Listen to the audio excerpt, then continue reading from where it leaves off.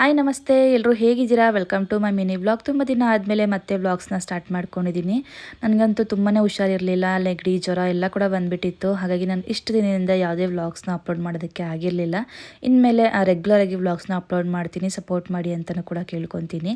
ಹಾಗೆ ಇವತ್ತು ಗುರುವಾರ ಬೆಳಗ್ಗೆಯಿಂದನೇ ವ್ಲಾಗ್ನ ಸ್ಟಾರ್ಟ್ ಮಾಡ್ಕೊಂಡಿದ್ದೀನಿ.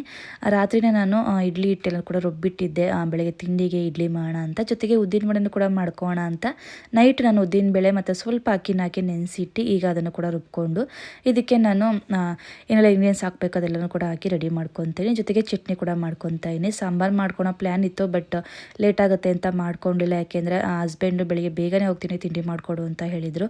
ಹಾಗಾಗಿ ಲೇಟ್ ಆಗುತ್ತೆ ಅಂತ ಇವತ್ತು ಬೆಳಿಗ್ಗೆ ಎದ್ದು ಫಸ್ಟ್ ತಿಂಡಿ ಮುಗಿಸ್ಕೊಂಡು ನೆಕ್ಸ್ಟ್ ನಾನು ಪೂಜೆಗೆಲ್ಲ ಕೂಡ ರೆಡಿ ಮಾಡ್ಕೊತಾ ಇದ್ದೀನಿ. ಗುರುವಾರ ಬೇರೆ ಅಲ್ವಾ, ಹಾಗಾಗಿ ಅಷ್ಟೆಲ್ಲ ತೊಳ್ಕೊಂಡು ರಂಗೋಲಿ ಹಾಕಿ ಪೂಜೆನೂ ಕೂಡ ಮಾಡ್ಕೊಂಡಿದ್ದೀನಿ. ಹಾಗೆ ನೆಕ್ಸ್ಟು ನಾಳೆ ಬಂದುಬಿಟ್ಟು ವೈಕುಂಠ ಏಕಾದಶಿ ಇದೆ. ತುಂಬಾ ಒಳ್ಳೆ ದಿನ. ಹಾಗಾಗಿ ಯಾರೆಲ್ಲ ಏಕಾದಶಿ ಮಾಡಬೇಕು ಅಂತ ಅಂದ್ಕೊಂಡಿದ್ದೀರೋ ನಾಳೆ ಮಾಡಿ, ತುಂಬಾ ಒಳ್ಳೆ ದಿನ. ನಾಳೆ ಏಕಾದಶಿ ಆಚರಣೆ ಮಾಡೋದ್ರಿಂದ ವರ್ಷ ಪೂರ್ತಿ ಬರೋ ಏಕಾದಶಿ ಮಾಡಿದ್ರೂ ಪರವಾಗಿಲ್ಲ, ನಾಳೆ ಮಾಡೋದ್ರಿಂದ ತುಂಬಾ ಒಳ್ಳೆಯದಾಗುತ್ತೆ. ಹಾಗಾಗಿ ನಾನು ಇವತ್ತೇ ವಿಡಿಯೋದಲ್ಲಿ ತಿಳಿಸ್ಕೊಡ್ತಾ ಇದ್ದೀನಿ.